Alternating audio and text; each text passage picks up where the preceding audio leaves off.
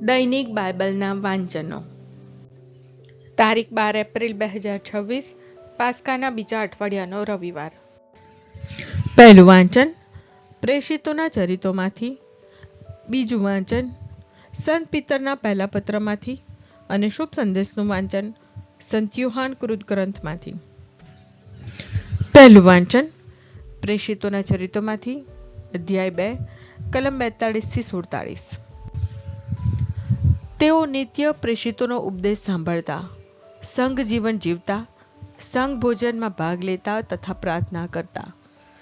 પ્રેષિતો ઘણા ચમત્કારો અને પરચા કરી બતાવતા હતા અને બધાના દિલમાં વિસ્મય વ્યાપી ગયો. બધા વિશ્વાસીઓ એક થઈ જઈને બધું સહિયારું ગણતા હતા. તેઓ પોતાની માલ મિલકત વેચી નાખી સૌ કોઈને દરેકની જરૂરિયાત પ્રમાણે વહેંચી આપતા હતા. તેઓ હરરોજ એક મન થઈને મંદિરમાં જતા, ઘેર ઘેર જઈને સંઘભોજનમાં ભાગ લઈ આનંદ અને સરળતાથી જમતા, ઈશ્વરના ગુણગાન ગાતા અને બધા લોકોનો પ્રેમ સંપાદન કરતા અને પ્રભુ ઉદ્ધાર પામનારાઓના સંઘમાં રોજ રોજ ઉમેરો કરતા. આ પ્રભુની વાણી છે, તે આપણો આધાર છે. બીજું વાંચન સંત પિતરના પહેલા પત્રમાંથી, અધ્યાય 1, કલમ 3-9. આપણા પ્રભુ ઈસુ ખ્રિસ્તના પિતા અને પરમેશ્વરનો જય હો. તેણે અપાર દયા બતાવી ઈસુ ખ્રિસ્તને મરેલામાંથી ફરી સજીવન કરીને આપણને નવજીવન બક્ષ્યું છે, એટલે આપણે જીવંત આશા સેવી શકીએ છીએ. એ આશા તમારે માટે સ્વર્ગમાં સાચવી રાખેલા અવિનાશી, નિર્મળ અને અક્ષય વારસાની છે. તમારી શ્રદ્ધાને કારણે ઈશ્વરની શક્તિ તમારી રક્ષા કરી રહી છે, જેથી તમે યુગને અંતે પ્રગટ થનાર મુક્તિ પામી શકો. આને લીધે તમને અનહદ આનંદ થાય છે. પછી ભલે અત્યારે થોડા સમય માટે તમારે નાનાવિધ કસોટીઓને લીધે દુઃખ વેઠવા પડતા હોય.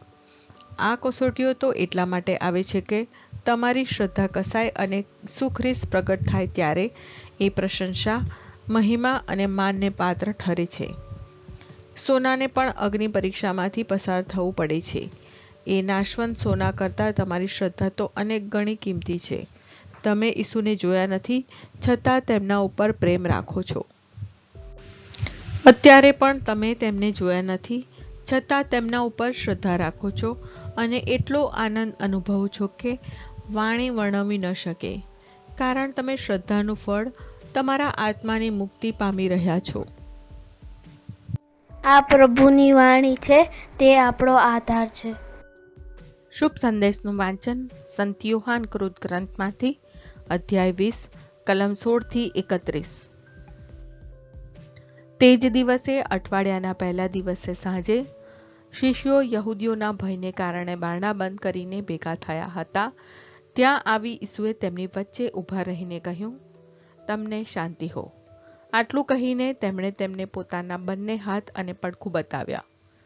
પ્રભુને જોઈને શિષ્યો હર્ષ પામ્યા. ઈસુએ તેમને ફરીથી કહ્યું, તમને શાંતિ હો. પિતાએ જેમ મને મોકલ્યો છે, તેમ હું તમને મોકલું છું. આટલું કહીને તેમણે ફૂંક મારીને કહ્યું, તમને પવિત્ર આત્માની પ્રાપ્તિ થાવ. તમે જો કોઈના પાપ માફ કરશો તો તે માફ થશે. તમે જો કોઈના પાપ ઊભા રાખશો તો તે ઊભા રહેશે. સંશયાત્મા શિષ્ય.